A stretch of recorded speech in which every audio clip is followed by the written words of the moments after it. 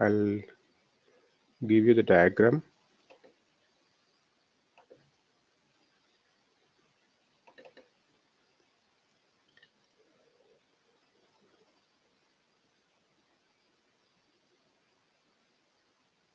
It's not getting recorded.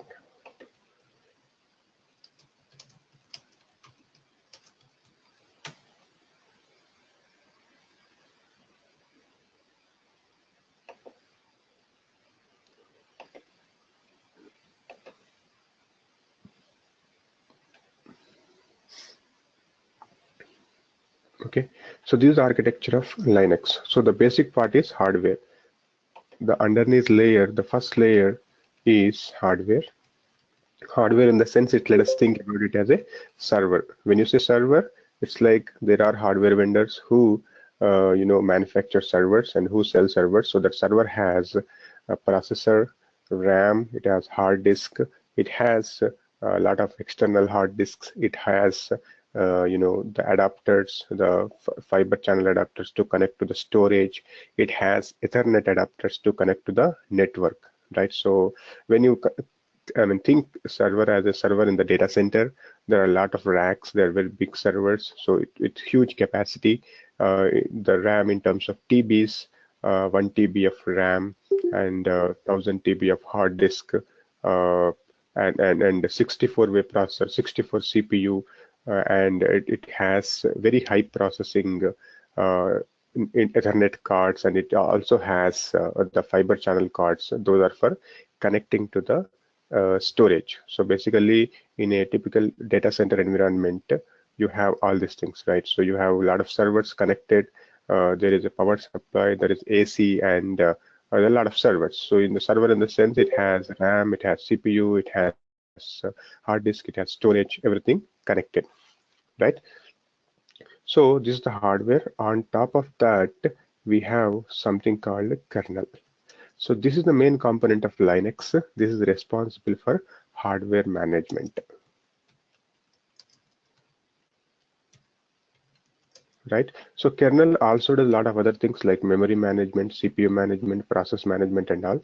But right now, for now, we think kernel as something, a software component which does the hardware management. So mostly written in C, and this is the essential part of Linux. So this does the hardware management. So there are many layers in the operating system. On top of hardware, we have something called kernel, which is responsible for the hardware management. Let us say we just plug in a USB to your Windows laptop. What happens? For the first time, it detects that there is an external drive attached to the laptop. Then it installs some device drivers if they are not installed already.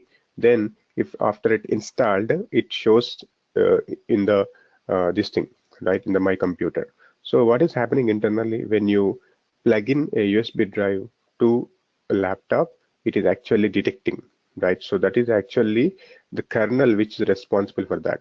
And when you remove that USB from the laptop, it immediately detects that there is a hardware removed. So I mean, it's for anything. You detect, you attach a mouse, you attach a monitor. Everything is actually done by the kernel. Kernel is responsible for the hardware management. Any hardware device added, any hardware device removed, it is the kernel's responsibility to detect. Okay. So this is mostly written in C and C++. This is also a set of software which is mainly responsible for device management or hardware management. Okay. Then this is the hardware. This is kernel. Then this is the next part is shell. Shell is the one where actually user interacts with the machine, right? So something like in case of Linux, we have CLI, in the sense we type the commands. So whereas in case of Windows, what is the shell?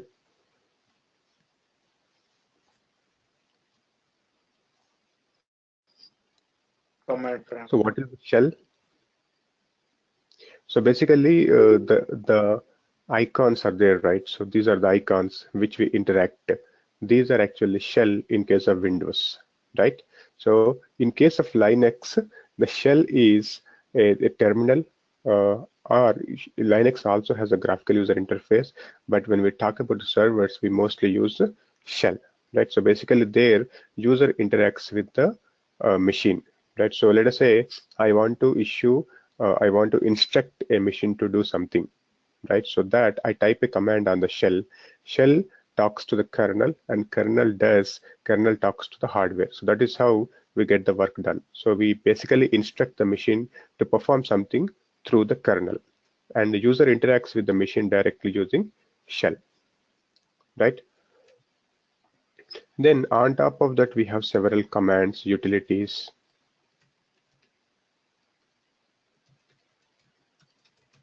applications, which can be installed on top of the operating system, on top of the shell.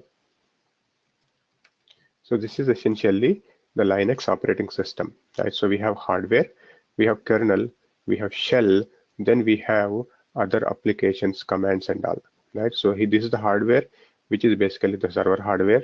And then on top of that, kernel is there. Kernel is responsible for the device management. It also does memory management, process management, CPU management. Then we have shell.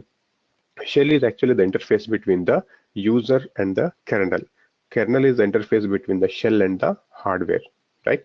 And then we have commands, utilities, and applications which are running on top of the shell. So this is basically the Linux architecture. Okay.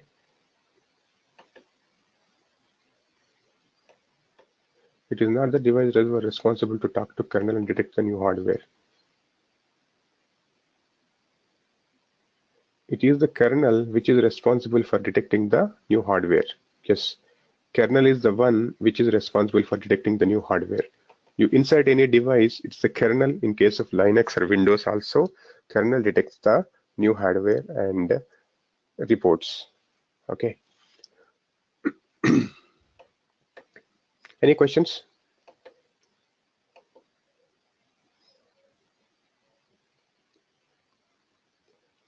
Okay, so basically, let us see directory structure in Linux. Okay, so in Windows, what is the directory structure? We have something like C drive. Under that, we have different folders. So basically, we have something like My Documents. We have something called, right? We have something called, let us say, just for example, pictures. We have downloads, right? We have something called desktop. So these are the different folder structure. A folder is called directory in Linux. Folder is nothing but a collection of files, right? So this is then we have something like D drive, then you have E drive, etc. Right? So these are basically for our convention, right? So generally it is not a rule like you have to store all your documents in My Documents only, but generally we follow convention, right? It's basically for our usability, right? In the same way, Linux also has a directory structure. So like how this C, let us say my computer, we call it, right? This is the highest point. From that we have C, and from that we have D, and from that we have E, right? So my computer is the highest point from where we can traverse through different folders, right? In the same way, a folder is called a directory in case of Linux, right? So that is called slash, highest of everything. This is called root. Okay, then we have several directories in Linux, something like slash home, slash var, slash etc, slash temp, slash opt,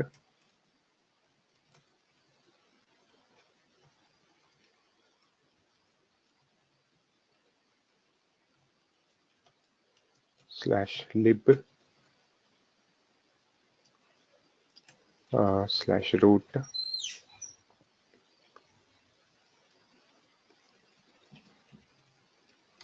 slash bin. So these are the different directories. I mean, there are a lot of directories available. So these are primarily the basic directories. What is home? This is the home directory of the user. Okay, so in the sense, so when you talk about Linux, it's mainly from the server perspective, right? When you have a server, there are multiple people working on it, and there will be a home directory for every user, right? Let us say there is a Linux box, Linux server, which is running in a data center, right? Then there are multiple people working on it. Let us say user 1, user 2, user 3. Okay, then when a user logs into the machine, he'll have his own home directory. What is it? /home user1, for example. So generally, home directories of the users will be in /home.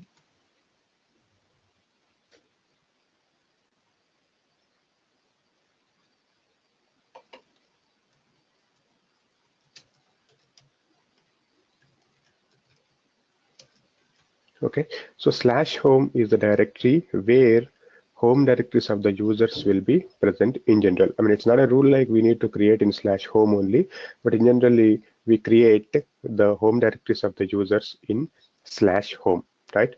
So when you talk about Linux is mostly a server operating system. In server, there will be multiple people working on it, right? So when multiple people working on it, everybody will have their own files, right? So everybody will have their own set of directories.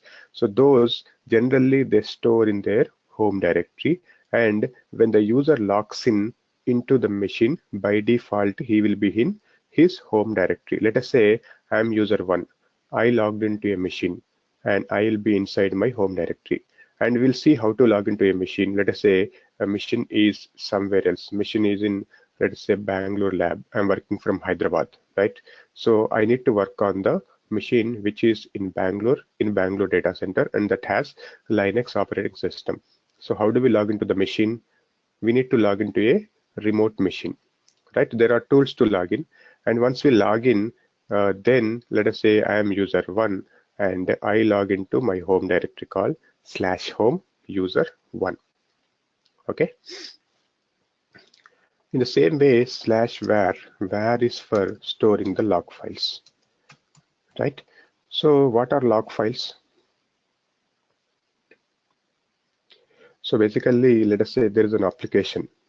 Let us just think that there is an application which is running on a Linux machine, right? And so application is generally written by a developer, and we have installed the application on top of the Linux server, and it is running. And there is a problem, right? And there is a problem in the production, and production team has opened a defect. So there will be different layers like L1, L2, L3, and production team talks to L1 and L2 and L3, and then if they're not able to resolve, it comes to development team, right? So there will be a log file associated with each application, right? So let us say there is a Citibank application running on the server, and there is a problem, and there will be a log file associated. That log file generally will be stored in var, right? So let us say the log file name is application.log. So what is the use of having this application.log? So this is for debugging, right? So basically when you say something is not working, we need to understand what is happening on the machine based on the time, right? So this log file will be something like this. So there will be something like August 15th and morning 9 o'clock within milliseconds. Then there will be something like application XYZ started, right? Then this kind of data will be there in the log file. So basically this log file contains the debugging information. Let us say application crashed, just for example. So this will be easy for the developer to understand what is happening seeing the log file. So when you say there is some problem with my application, immediately he will ask, provide me the log files. Where are the log files? In case of Linux, those log files will be available in /var directory. What is the directory? Directory is nothing but a collection of files. It is something like a folder in Windows. So Linux has a directory structure. Generally, we follow the convention. /home is for storing the home directories of the user. /var is for storing the log files, right? So for any application, every application will have its own log file. Let us say you are using tools like Chef, or you are using like Pet or Ansible. So everything will have its own log file. So let us say, for example, var log ansible.log, right? So if something is going wrong, the next thing what we have to do is debug why it is going wrong. So that we can see in the log file. What is the log file? Log file will have information related to that application based on the timestamp. This is the timestamp, right? In the same way, let us say something is going wrong in the OS itself. OS is very slow, or you're trying to install something, something is not working. So where do we see? So by default, there is something called var log messages. So this is the file. It contains the OS related debug information. So if something is not going wrong, not working well, we need to open var log messages and see. So these are the questions which are like asked in the interview. Something like, how do you debug if something going wrong? We need to go through the log files. For any application, there will be a log file. So if you read the log file, at least something will understand like why it is going wrong. Is something like the storage is full, or CPU is full, or some prerequisite is not installed. So those kind of things will be there, will be available for in the var directory. So var is for storing the log files. So these log files can be for application, or it can be for a OS related information as well. If it is OS related information, so basically this paths slightly will change based on the distribution. For RHL, maybe it is var log messages. For SLES, it may be something else, but they will be present in var only, maybe var log, syslog messages. But so based on the distribution, the file may change, but basically the directory is same. Var is used to store the log files. Okay. Then etc is for the configuration files. What are the configuration files? Every application needs some configuration, right? So maybe you want to specify the username and the password, or you want to specify the home directory, or you want to specify the port in which the application listens on. So those kind of settings we generally do in etc. So let us say I'm working on Puppet. So etc puppet.conf, just for example. So this is the configuration file for Puppet. Okay, so there we give the information about what is the master, what is the IP of the master, what is the port it is listening on, kind of thing, right? So etc generally we store the configuration files. Okay, temp is for storing the temporary files.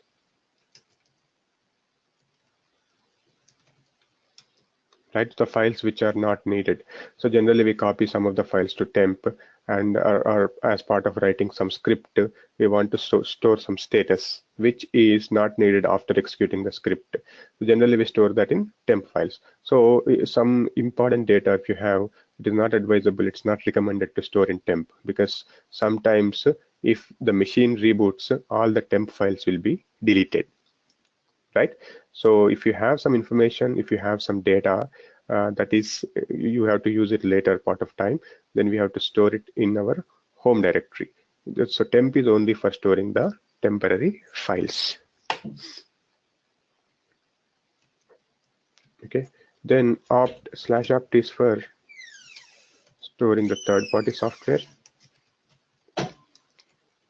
In the sense we install something in the machine, and let us say any third-party software like Java, or all those things will be stored in opt directory.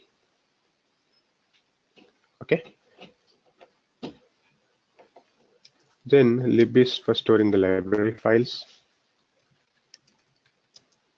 some files which are related to libraries, lib64, 32-bit, 64-bit, all those things will be stored in /lib. Libraries basically if needed for the application installation, configuration, execution. Okay, /root is the home directory of the root. So what is root? What is the question? when we default install any software, by default it stores in, yes, by default it stores in opt, but if you want to change, we can change that as well. Okay, so /root is the administrator for Linux, right? So he has the highest privileges, right? So this is called unrestricted access, right? So for Windows, let us say administrator has all the permissions. So if you want to install something, you have to be administrator, right? In the same way, root is the highest of anything. Root is called highest of anything. Root is the administrator for a Linux machine. So for production machines and all, generally will not be given a root permission. So root generally creates the users and he assigns the passwords to different users, and then he gives the permissions to login, right? So he has the highest privileges in the sense for installing a package, for removing a package, for removing some files, anything root can do. Okay, so his home directory is /root. So when root logs into a machine, he will be in /root. Okay, then /bin is for storing the binary files.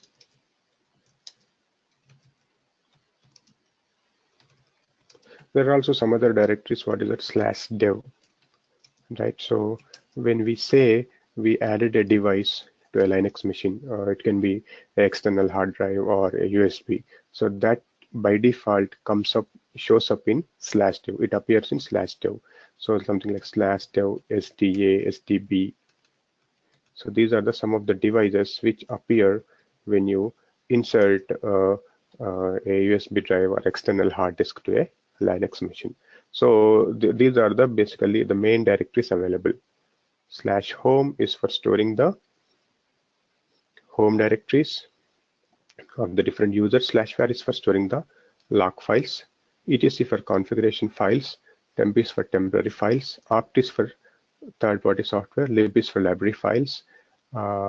Root is the home directory of the user. Bin for binary files. Dev is for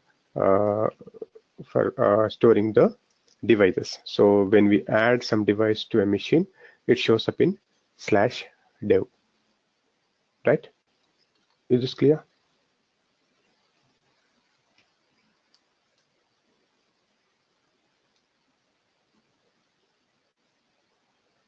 Okay, so let us see how to log into a machine, right? So there is a machine. Just assume that there is a lab in Bangalore and there is a machine running, and that is Linux server, and it has RHEL 7.0 SP3 version, flavor of Linux, and we have been given IP address and the username and the password to log in. So how do we log into this machine? Let us say you are sitting in Hyderabad office and you want to log into the machine which is running in, so basically it's a server, it's a Linux server, and to log in you have been provided an IP address, username and the password, and you have been given a Windows laptop. Now we need to log into that machine from Hyderabad office. So how do we log in? So there are two tools. One is Putty, or there are different tools available, but for now we'll say we have only one tool, that is Putty. So this is to log into remote machine from Windows, right? So how do we log in? So let us say I just go to Google, download Putty.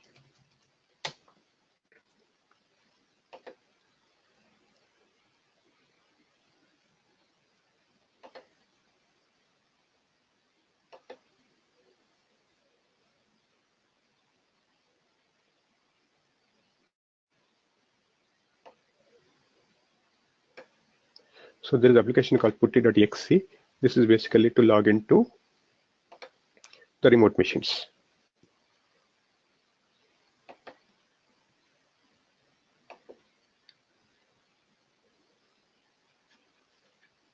So here it will be given host name or the IP address. So this IP address we have to enter here, and then we can use any of these connection types. So primarily we have telnet and SSH. Okay, so to log into a remote machine, we use a tool called putty, and there we need to select SSH or telnet. These are the protocols which we use to log into a remote machine. This secure shell, this is telnet. We'll see what is this later and what is the difference, which one to use, which is recommended later. But now putty is a tool to log into a remote machine, and we have to provide IP address or the host name. Host name is the name of the machine, something like, let us say, server1 dot in dot, let us say the company name, ibm.com. So this is the host name. IP address is something like 9.100.10.10. This is the IP address. IP address means VM. No, IP address is not VM. IP address is to identify a machine. So IP address is unique, right? So you have 100 machines. 100 machines will have different IP address. So VM is different. VM is virtual machine. So in the sense, we'll come to that later, virtualization part. So you have a server, and in the previous days, I mean, before 10 years, we used to have only one application running on the server, right? So let us say you have hardware server, then you have operating system on top of that, then you have an application running on it, right? So what is the problem with this approach? In this approach, the CPU and the memory is underutilized. So after a few days, they have come up with a concept called virtualization. On top of server, we have a hypervisor, which is basically hypervises the hardware, in the sense virtualizes the hardware. Then on top of single physical server, we can create multiple virtual machines, VM1, VM2, VM3. So each machine can have its own operating system. This can have Linux, this can have Windows, this can have SUSE Linux, Red Hat Linux, etc., etc. So this is basically, here we have only one machine, here we have multiple machines. Here CPU and memory are effectively utilized. Here CPU and memory are underutilized. So that is called VM, virtual machine. We'll come to this later, but for now, to log into a Linux machine which is in remote lab, we need to use a tool called putty. Okay, using putty, we need to select whether we have to use SSH or telnet, and then we need to provide the IP address. Then it will ask for the username and the password, right? Then we need to enter the username and the password. So once we enter, then we will be inside the Linux machine terminal, right? I'll come to that, the commands and all. So something like, let us say, this is my Linux machine, right? If you do just if config, it will show the IP address. This is the IP address. We'll see this later. For now, let us just see how to log in.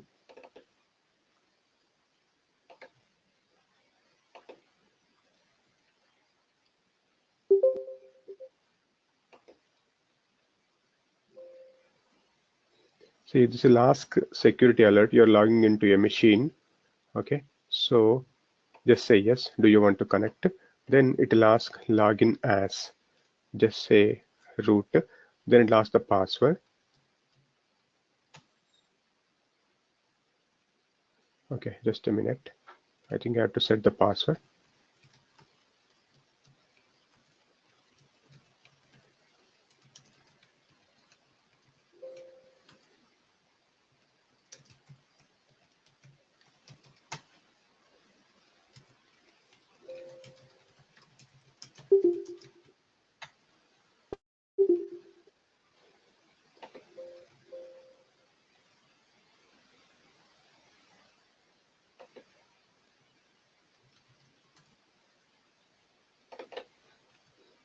Okay, so let us say you have been given this thing, one IP address, and you have given a root and root 1, 2, 3 are the password. Then how do you log in? So we downloaded putty, right?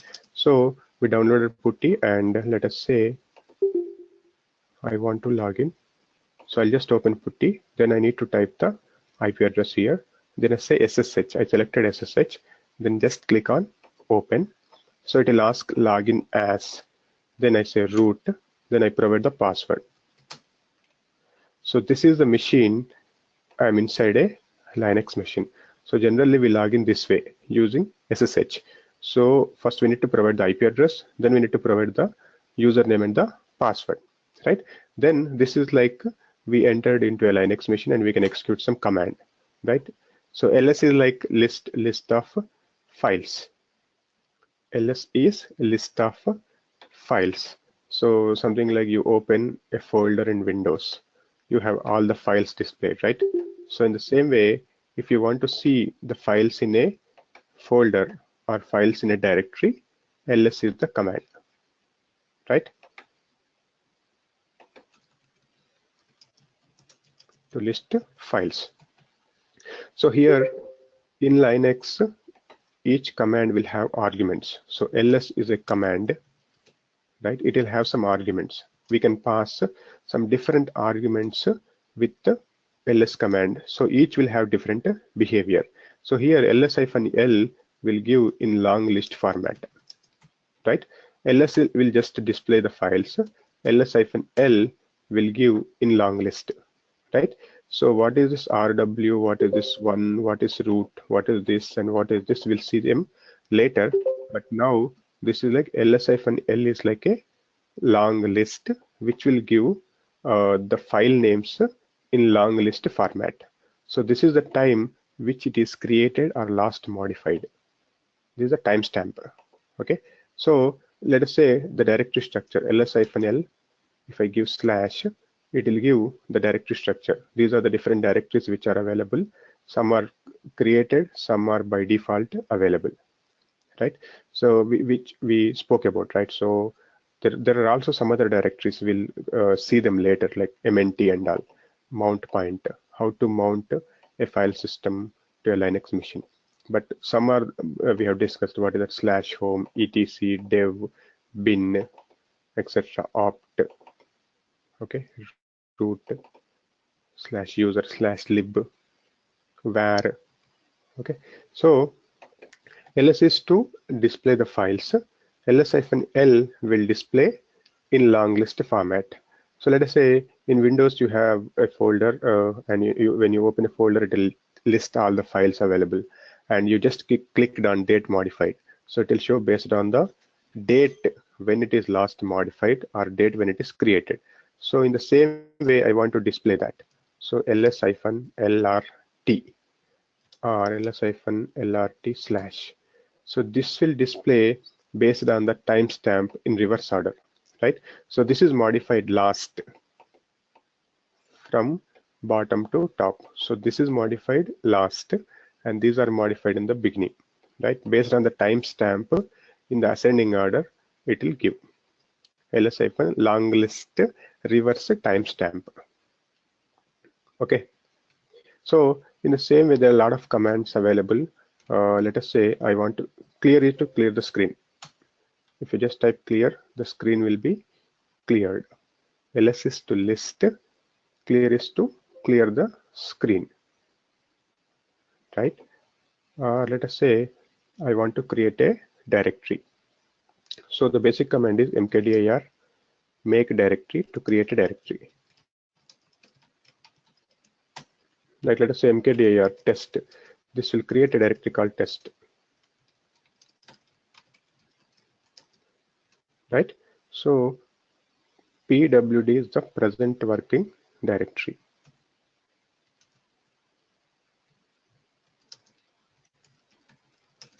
See, these commands are also available in Windows as well. If you just go to your command prompt and type cmd, there will be a prompt, right? Command prompt. Here also you can execute the commands, but commands will be different. This is called DOS prompt. dir will give list of files. cwd will give current working directory. Okay, it's not installed. cd is to change the directory, right? So you can go to different directories using cd.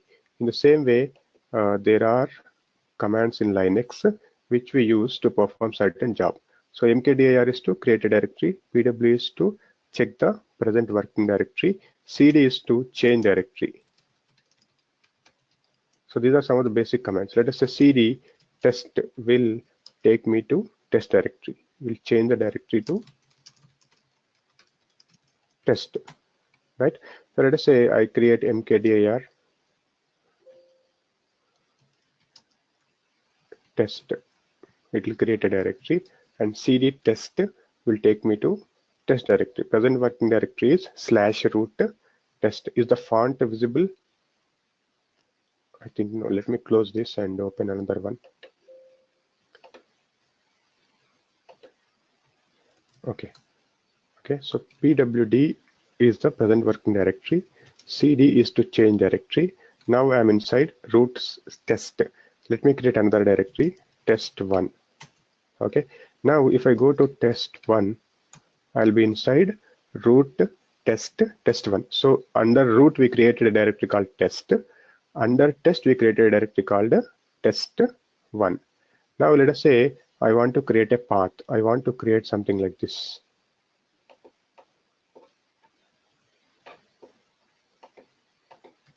I want to create a directory structure like /a/b/c/d/e. So how do I create like this? Let us say I simply create mkdir, and if I paste this, cannot create directory, no such file or directory. So I need to create /a first, then /b/d/c/this, then /e. So how do we create without creating /a? See, for you have to create /b. First we need to create /a, right? Without creating /a, we cannot create /b. Is there any way directly we can create the complete path? Yes. What is that? With mkdir -p. Yeah, exactly. So -p will create the entire path. So now if I go to /a/b/c/d/e, I have the directory. There are no files in the directory, but I can still go to the directory A, B, C, D, E. Where am I now? Under /a/b/c/d, right? So mkdir is to create a directory. Mkdir -p is to create the path. It will create the complete path. Okay. Then we have rm. So we can also create the files using touch command. Touch is to just create a dummy file, empty file. So let us say touch 1, 2, 3. So it will create 3 files. When are they created? August 15th, sometime based on the time zone. If you just see date, you can see the timestamp of the machine, right? August 15, 13, 21. So the files are also created on August 15, 13, 21. The file name is 1, 2, 3. Now let us say I want to remove the file rm1. Do you want to remove the file? It will ask. If you say yes, it will remove the file. So the file 1 is deleted.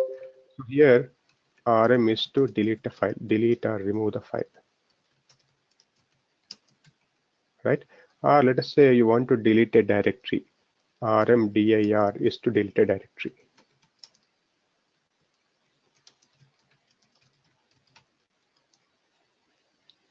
Okay, and you want to remove, let us say there are contents in the directory. rmdir, you can delete only if the directory is empty, or if you want to delete all the files forcibly, recursively, in the sense, let us say you have /a/b/c/d,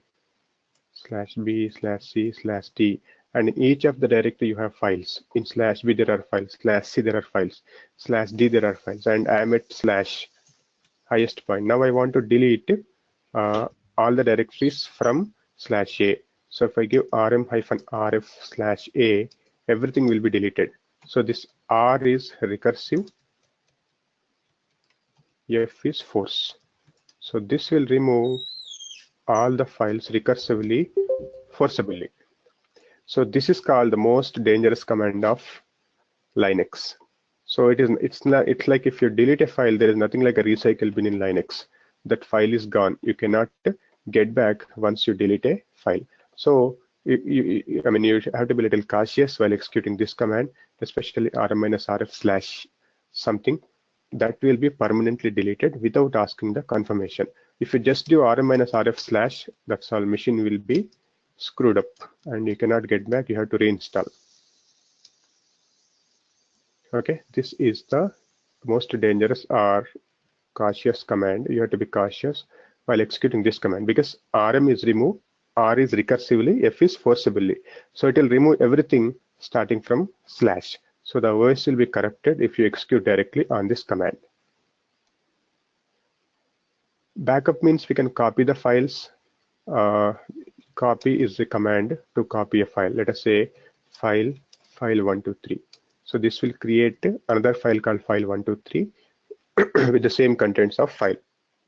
So that way you can take the backup, but there is nothing like there are some these things you can use to take the backup. There are something called tar command. We'll see them little advanced commands later part, but today we'll see the basic stuff. Okay, so let us say I created a file. There are two files, 2,3. Let me add some this thing.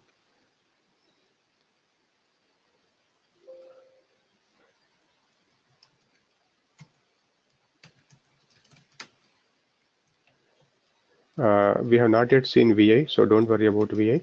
So cat is the command to list out the contents of a file. So if you just cat and the give file name, it will list the content, right? So let us say I'll give copy 2. So I'll give file 123. So this 2 file has to be copied to file 123. So there will be a new file created, file 123 out of 2, and this file has the hello world content. So file 2 is copied to file 123, right? So see, pwd is to check the present working directory, and I want to go one level up, one level previous directory. Cd dot dot will take me to one level up. So I'll be inside D, A, B, C, D. Now if I again do cd dot dot, I'll be inside C. Right? Cd dot dot is to take one level up. Okay. Now cd.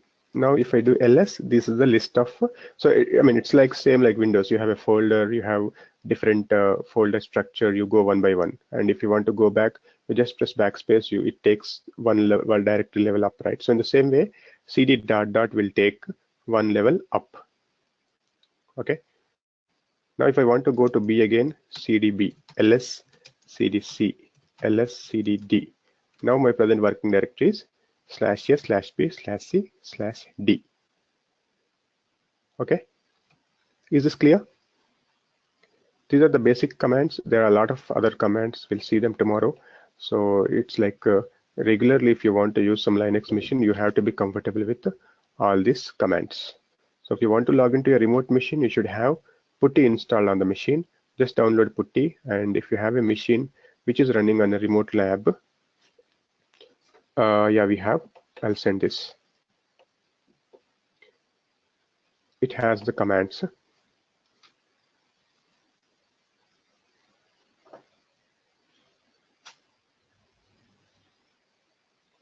It has some basic commands. So we'll see how to transfer a file, permissions, how to change the permissions of a user and all that stuff tomorrow. So these are the basic commands. We'll see them tomorrow. We'll stop here. So for tomorrow, how do we install remote machine? So for that, we need to have access to console. We need to download the ISO. We need to boot the machine with that ISO. We'll see that later. But this is something like a basics class, just how to log into a machine and how to execute some commands.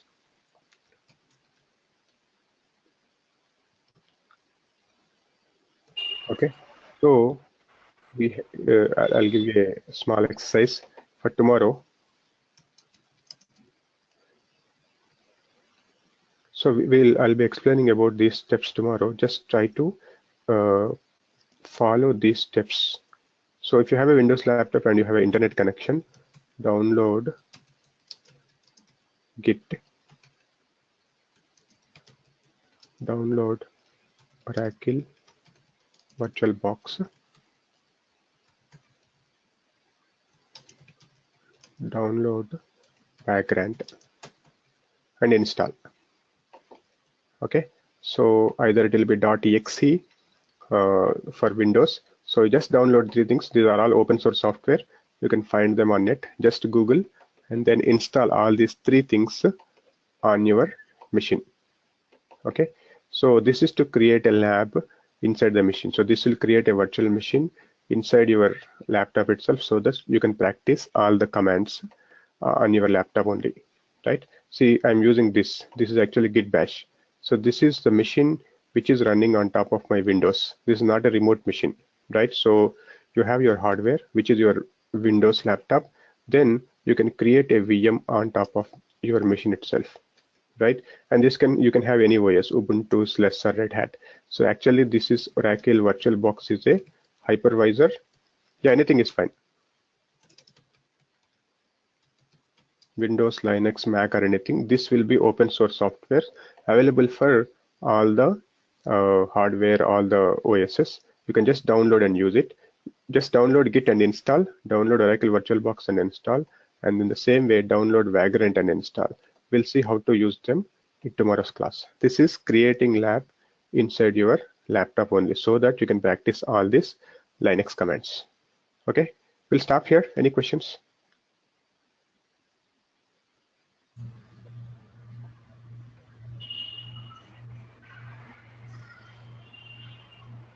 I don't have your email ID, so the front desk people will be sharing the document with you. So just give your email ID to them. They will be sharing the document. So just make a note of these 3 points and try to complete this before the class. I mean, it's just like downloading and installing. Yes, Santosh. Okay. This is Venkat. Yes, Venkat. Yeah, like as part of Linux, are going to cover any like application server? Yeah, we will be covering the Tomcat server installation. Any like any database access, any database connections like that? No. Data. We'll be configuring MySQL as part of Puppet or Chef. Okay. But it's not like queries and all will not see. It's only configure administer database. Okay. Okay.